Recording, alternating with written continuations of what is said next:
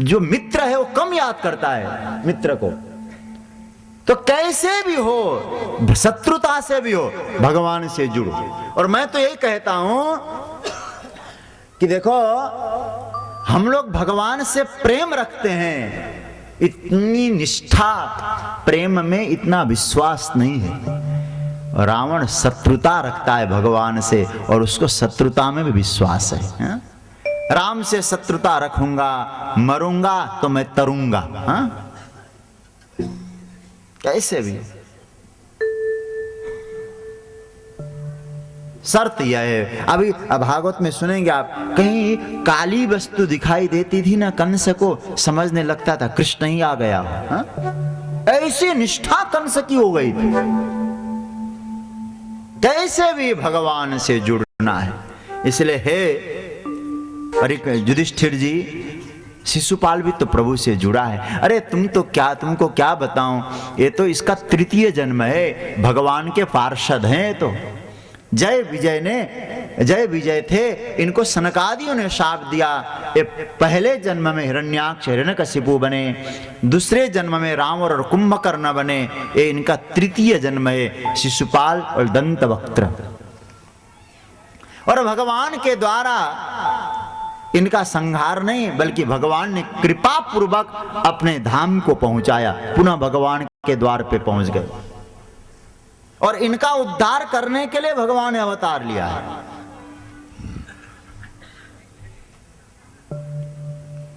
परीक्षित, नारद जी कहने लगे कि जब बराह भगवान के द्वारा हिरण्याक्ष का वध हुआ है, तब से हिरण्यकशिपु भगवान से द्वेष करने लगा। द्वेष करते करते अपनी माता पिता को तो समझाता है, लेकिन द्वेष करके ब्रह्मा जी की तपस्या करूंगा, शक्ति प्राप्त करूंगा, विष्णु को हराऊंगा, ऐसा विचार करके मंदराचल पर्वत पे तपश्चर्या करने चला गया। वृक्ष के नीचे बैठ के तपस्या कर रहा था। उसी वृक्ष के ऊपर एक तोते ने बोलना शुरू कर दिया, नारायण नारायण नारायण। बृहस्पति जी तोते का रूप लेके आए। अब तो महाराज इधर क्या हुआ, दूसरे वृक्ष के नीचे नारायण नारायण। तोते ने वहां भी सोचा कि आज ऐसे, हालांकि ये कथा भागवत में नहीं है, ये कथा विष्णु पुराण की है। वापस आया हिरण्यकशिप और आके कहने लगा, कयाधु को मालूम पड़ा कि मेरे प्राण प्रियतम पति जिस काम के लिए जाते उस काम को पूरा किए बिना वापस नहीं आते। आज आ गए तो कोई कारण जरूर बन गया होगा, बताइए ना आप कैसे वापस आ गए। देवी क्या बताएं, जिस वृक्ष के नीचे बैठ के तप कर रहा था ना, उसी वृक्ष के ऊपर एक तोते ने मेरे शत्रु का नाम लिया। कौन सा शत्रु? बोले नारायण। कयाधु को इतनी प्रसन्नता हुई, चलो किसी बहाने आज पहली बार मेरे पति के मुंह से नारायण शब्द तो निकला, प्रसन्नता हो। अब तो महाराज बढ़िया पकवान तैयार किया, अपने हाथों से भोजन कराती है और पूछती है, मनुष्य नहीं बोलते, तोते ने बोला होगा। हाँ देवी, क्या बोला? नारायण बोला। रात्रि का समय हुआ, अब तो हिरण्यकशिपु सोने लगा। कयाधु ने जाके उनके चरणों की सेवा की, फिर पूछी, उस समय घर के काम में मैं इतनी व्यस्त हो गई थी, आप क्या कह रहे थे, समझ में कम आ रहा था, अब बताइए न तोते ने क्या बोला? देवी नारायण बोला। और हमारे संत जन कहते हैं नारायण नारायण नारायण कहते हुए हिरण्यकशिपु के मुंह से युक्ति पूर्वक कयाधु ने 108 बार नारायण शब्द का उच्चारण कराया है। और उसी वक्त पति और पत्नी संसार के सुख में चले गए तो कयाधु के गर्भ में भगवान के भक्त प्रवर प्रहलाद जी का प्राकट्य हो गया। प्रहलाद जी कौन है जानते हैं? परम भागवत है, हमारे यहाँ कहा गया है, जो भगवान के भक्त है ना, उनमें सबसे पहला नाम प्रहलाद जी का है। प्रहलाद नारद पराशर पुंडरीक व्यासाम्बरीश सुकशौनक भीष्मदालव्याम रुक्मांगदार्जुन वशिष्ठ विभीषणादि, ये सब पुण्य नाम। प्रातः काल उनका पुण्यानि नाम परम भागवतम नमामि। परम भागवत। तो प्रहलाद जी प्रकट हुए। इधर अगले दिन प्रातः हिरण्यकश्यप पुनः तपश्चर्या के लिए चला गया। बहुत घनघोर तप किया, ऐसा तप कर रहा है। इधर कयाधु का हरण करके इंद्र ले गया, क्योंकि इसके गर्भ में राक्षस बीज है और इसका पिता जितना हम देवताओं को प्रताड़ित कर रहा है, इसका बेटा होगा और उपद्रव मचाएगा। इंद्र ले गए और इंद्र से नारद जी ले गए, कुटिया में ले गए, कयाधु को बिठाया और कयाधु को सत्संग सुनाया और कयाधु के गर्भ में पल रहे प्रहलाद जी पर सत्संग का असर होने लगा। भागवत तो गर्भ सुधारने की कथा है मेरे नारायण। कयाधु के गर्भ में प्रहलाद जी है, नारद जी कथा सुनाते कयाधु को प्रभाव होता है गर्भस्थ शिशु प्रहलाद जी पर। और भागवत में तो देखिए सुखदेव जी के बारे में ऐसा वर्णन मिलता है कि सुखदेव जी मां के गर्भ में 12 वर्षों तक रहे और गर्भ में ही सुखदेव जी को बोध हो गया। गर्भ में सुखदेव जी को ज्ञान हुआ और परीक्षित जी को भगवान का दर्शन कहां हुआ था? बोलो ना, सुनी नहीं कथा आपने? अरे राम, यहां तो मैंने सुना था, सुना था कि बड़े सजग श्रोता है। अच्छा, आप लोग अवसर दे रहे होंगे, दोबारा बोल फिर। परीक्षित को भगवान का दर्शन गर्भ में ही हुआ था। एक जगह कथा चल रही थी, महाराज जी पूरी रामायण लेके बैठ गए कथा सुनाने, और जो है पूरी राम कथा सुनाई। राम कथा सुनाने के बाद चेले से पूछा, बेटा कथा सुनी? सुन तो ली, समझ में आया? चेले ने कहा, महाराज जी वो कथा तो बहुत अच्छी आपने सुनाई, लेकिन समझ में ये नहीं आया राम मरे या रावण मरा।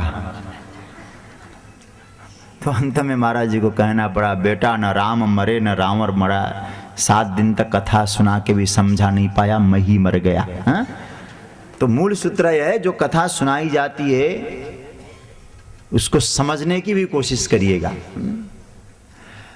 अब मेरे नारायण, जब और आपने सुना होगा परीक्षित के पिता का नाम क्या है? अभिमन्यु। हाँ, अभिमन्यु ने चक्रव्यूह कहां सीखा था? महाभारत देखा? चलो महाभारत पढ़ा भी नहीं होगा तो बी.आर. चोपड़ा की सीरियल तो देखी होगी गर्भ में। तो मेरे नारायण, परीक्षित को भगवान का दर्शन गर्भ में हो सकता है, अभिमन्यु को चक्रव्यूह का ज्ञान गर्भ में हो सकता है, प्रहलाद जी को सत्संग का ज्ञान गर्भ में हो सकता है, सुखदेव जी को ज्ञान गर्भ में हो सकता है, हमारा बालक भी गर्भ से ही सीख कर आता है। इसलिए जब माताएं गर्भावस्था में हो, अब होता क्या है आजकल, गर्भवती हो गई तो डॉक्टरों ने कह दिया बेड रेस्ट, पूरा काम नहीं करेगी अब, पूरा बेड रेस्ट करना है। अब करेगी क्या? खाली दिमाग क्या करे, हाथ में रिमोट। अरे महाराज, क्या क्या दृश्य टीवी में दिखाई देते हैं। पल रहा है बच्चा गर्भ में और दृश्य देख रहे मार धार के। सास भी बहू, क्या क्या है ना, सास बहू वाले सीरियल वो देखने लग गए। क्या उसका असर तो होगा। तो प्रहलाद जी महाराज गर्भ में ही बोध प्राप्त करते हैं। अब नारद जी महाराज ने लाके कयाधु को छोड़ दिया। अनेक वर्षों तक उसने तपश्चर्या की।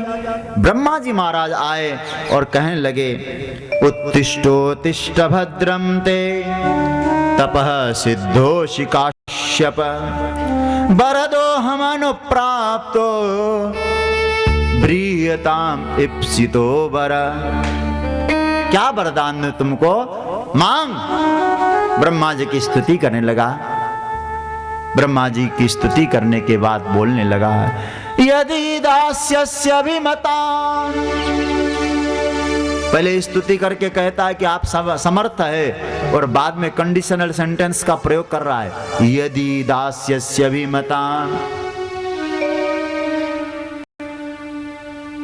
यदि आप दे सकते हैं तो क्या मैं कभी न मरूं।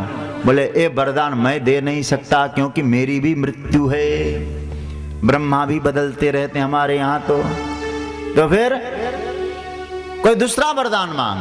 उसने वरदान मांगा, नांतर वही दीवानक्तम अन्यस्मात् अपि चायुधै, न भूमौ नाम्बरे मृत्युर न नरैर न मृगैरपि।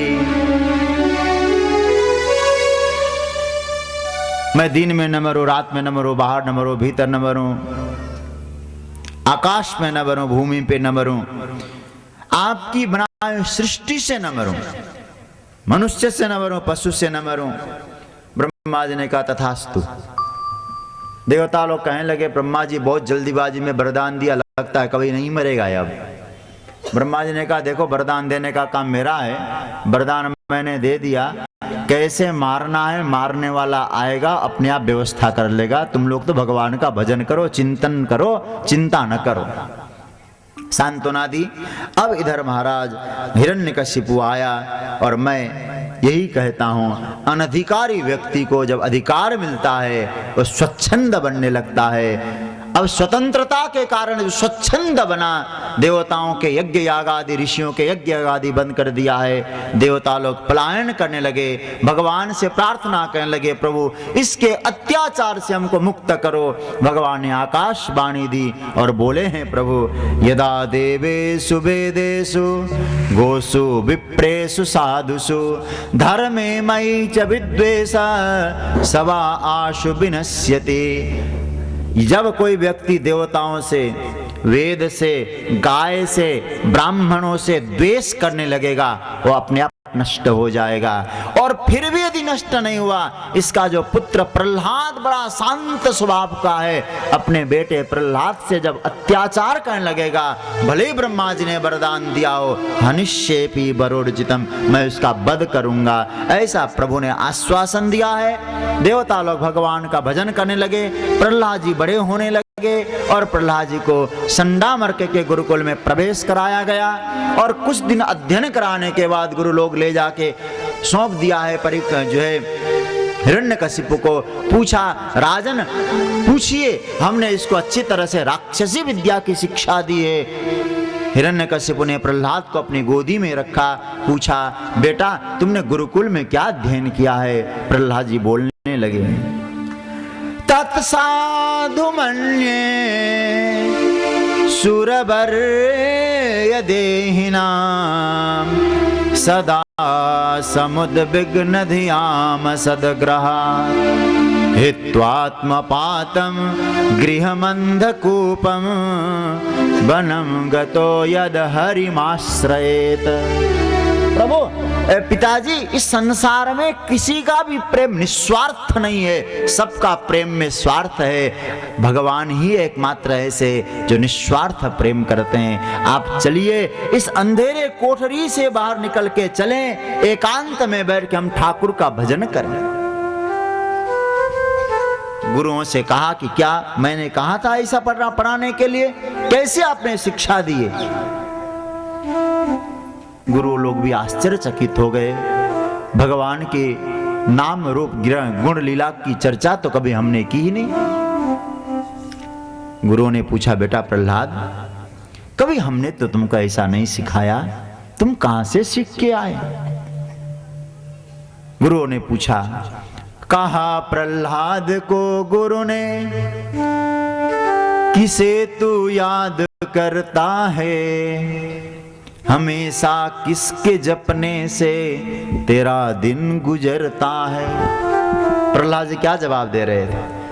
जवाब आया कि जिसने ग्राह से गज को छुड़ाया था, जो नंगे पैर गज की टेर सुनकर भाग आया था, दरबार में आकर बचाई द्रौपदी जिसने, लगाकर ढेर साड़ी का नग्न होने न दी जिसने, सुदामा से प्रेमियों को हृदय से जो लगाता है, बिल्ली के मधुर बेर से जो रीझ जाता है। मैं उस प्यारे मोहन के ध्यान में दिन रात रहता हूँ, हमेशा राम राधे श्याम सीता राम कहता हूँ। यही मेरे जीवन का आधार है गुरुदेव। गुरु लोग ले गए, फिर अध्ययन कराया, और अध्ययन कराने के बाद फिर पूछा, चल बेटा अब ले गए, हिरण्यकशिपु को दिया। अब हमने अच्छी तरह से इसको समझा दिया है, अब पूछिएगा। गोदी में रखा, बेटा हाँ अच्छा, इस बार जो तुमने गुरुकुल में उत्तम पाठ सीखा है वो हमको सुनाओ। प्रहलाद जी भी विचारने लगे, जब पिताजी ने उत्तम पाठ कहा है तो उत्तम ही सुनाना पड़ेगा। तो ऐसा उत्तम पाठ सुनाया। इस बार पिताजी एक साथ 9 उत्तम पाठ सीख के आया हूं। 9 उत्तम पाठ कौन कौन से? श्रवणम कीर्तनम विष्णु स्मरणम पाद सेवनम अर्चनम वंदनम दास्यम सख्यम आत्मनिवेदनम। भगवान की भक्ति 9 प्रकार से होती है। और पिताजी इतनी सहूलियत कोई देता है क्या? 9 प्रकार की भक्ति, लेकिन 9 न हो कोई बात नहीं।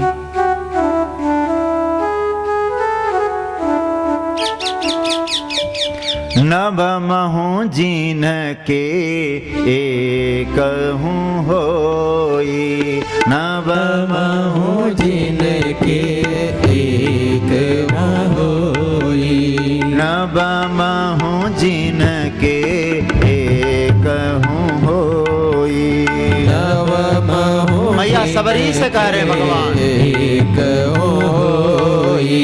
नारी पुरुष सचराचर कोई, नारी पुरुष सचराचर कोई, सोई अतिशय प्रिय भामिनी मोरे, सोई अतिशय प्रिय भामिनी मोरे, सोई अतिशय प्रिय भामिनी मोरे, अतिशय प्रिय भामिनी मोरे।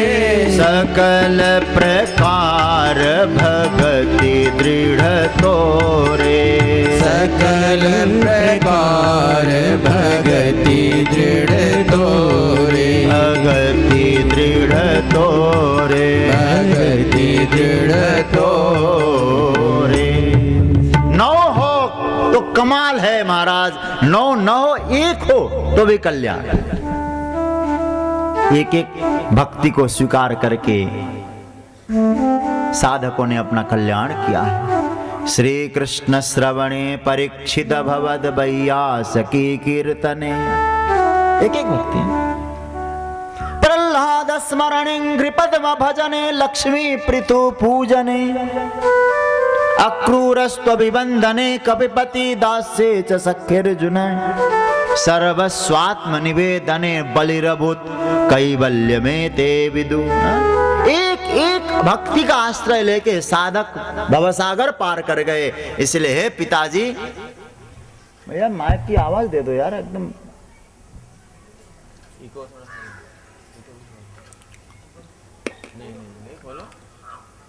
बोले वृंदावन बिहारी लाल की जय।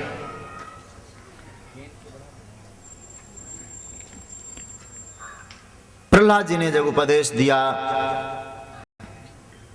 तो पूछा, हाँ पहले क्यों दबा के रखा था?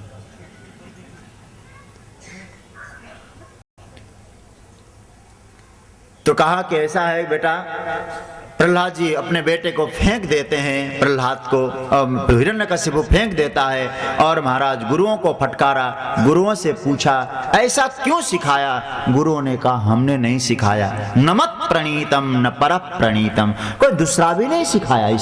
इसकी बुद्धि ही स्वाभाविक ऐसी है महाराज, किसी को सिखाने की आवश्यकता नहीं है। अब तो हिरण्यकशिपु ने कह दिया नहीं चाहिए ऐसा पुत्र, मार डालो इसे। और मारने की तैयारी। दिग्गजैर्दंड शूकैश्च अभिचारा वपातनै मायावी सन्निरोधैश्च गरदानै अभोजनै। प्रहलाद जी को क्या किया गया? ऊपर आकाश में ले गए, पर्वत शिखर में पहुंचाया और फेंक दिया कि प्रहलाद मर गया।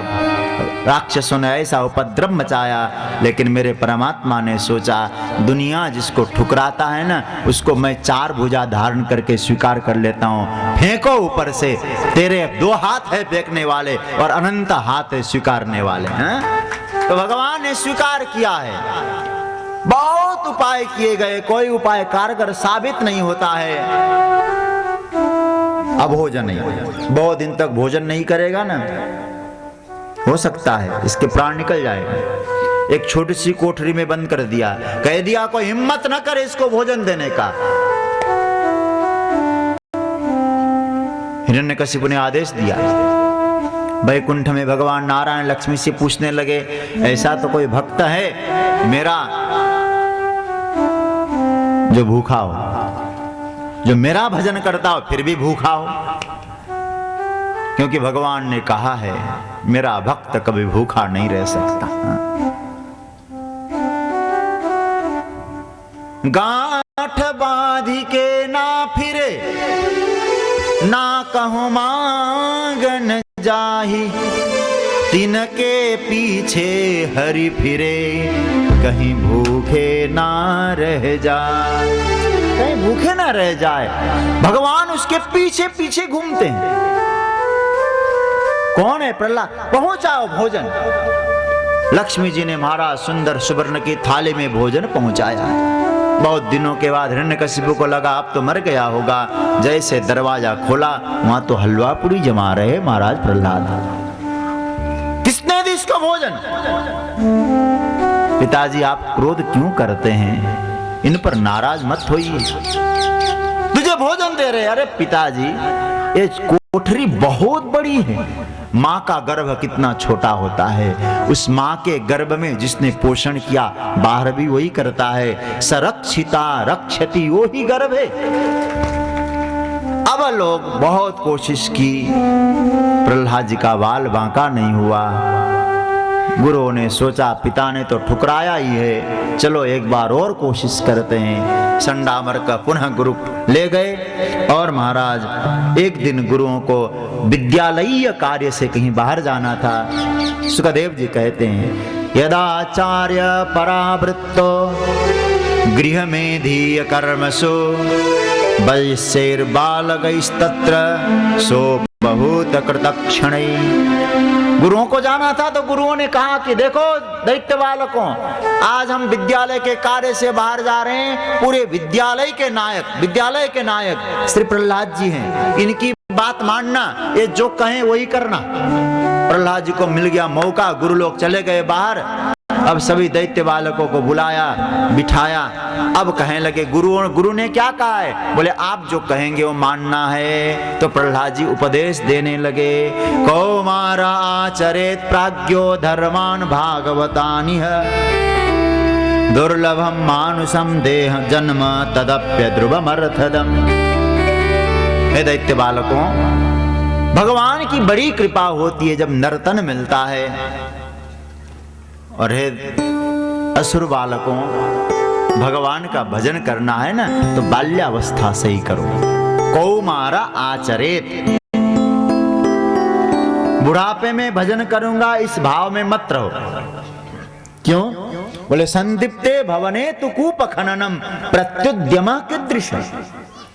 बोले जब जिस झोपड़ी में आप रह रहे हैं उस झोपड़ी में आग लग जाए और फिर चलो फावड़ा लेके कुआं खोदने, आग लगने के बाद जल की तैयारी करने लगे हो ना, तो मूर्खता नहीं तो क्या है। उसी प्रकार से जल पहले से तैयार रखो। जल क्या है? राम भगति जहाँ सुर सरी धारा। राम की भक्ति, भगवान की कथा, भगवान का प्रेम, ये सब जल के रूप में है। इसको तैयार रखो। इस झोपड़ी में कब आग लग जाए। समझाया, हे दैत्य बालकों, किसी के प्रति द्वेष न रखो, सब भगवान के हैं, ऐसा विचार करो। तस्मात् सर्वेषु भूतेषु दयाम कुरुष्व सौहृदम। मुझे लगता है प्रहलाद जी ने उपनिषद का वाक्य बोला है।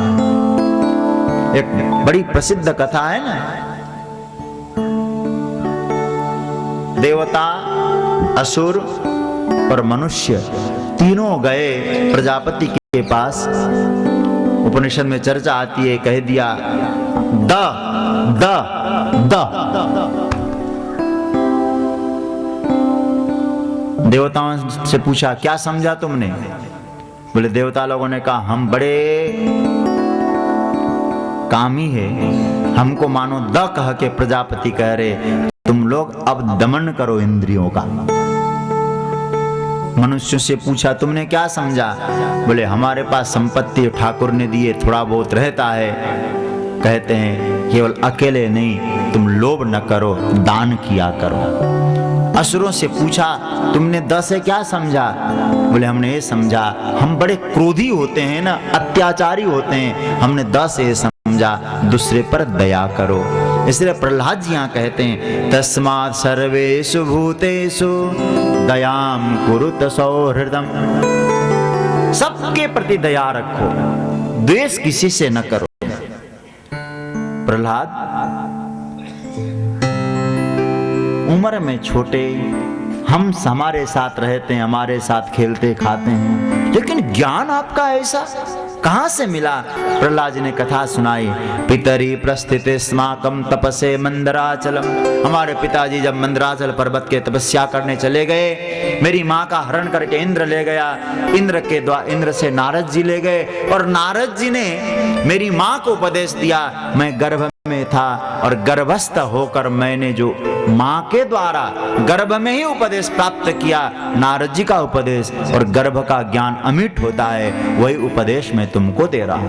प्रहलाद आप बताइए सबसे श्रेष्ठ कौन सी चीज है? प्रहलाद जी कहने लगे मेरी दृष्टि में सबसे श्रेष्ठ वस्तु है कलयुग में, सभी युगों में भगवान का नाम। इसलिए हे दैत्य बालकों, भगवान के नाम स्मरण करो।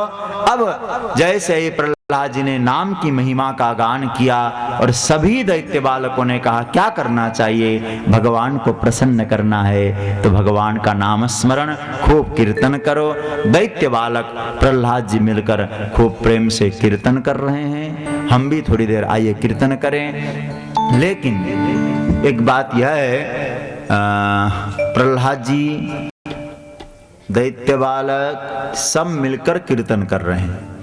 जो प्रहलाद जी के पक्ष के होंगे वो तो कीर्तन करेंगे, लेकिन हिरण्यकशिपु कभी कीर्तन नहीं करता है। इसलिए जो हिरण्यकशिपु के अपने लोग बैठे हो वो कीर्तन न करें, ठीक है? प्रहलाद के जो अपने अनुयायी हैं, प्रहलाद को अपना आदर्श मानने वाले भक्त का आदर करते हैं, वो लोग गाएंगे।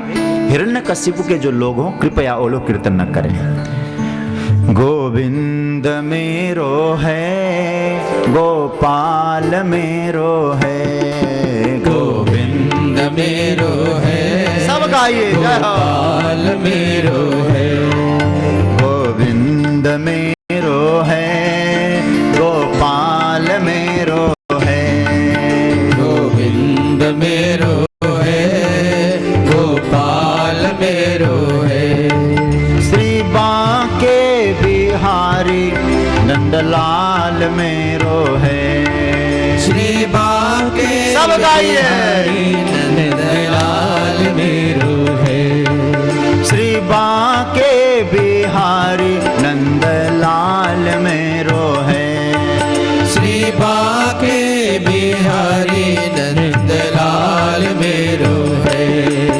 गोविंद मेरो है, गोपाल मेरो है, गोविंद मेरो है, गोपाल मेरो है, गोविंद मेरो है, गोपाल मेरो है। माताएं सब गाइए, गोपाल मेरो है। ताली बजाने में संकोच न करिए।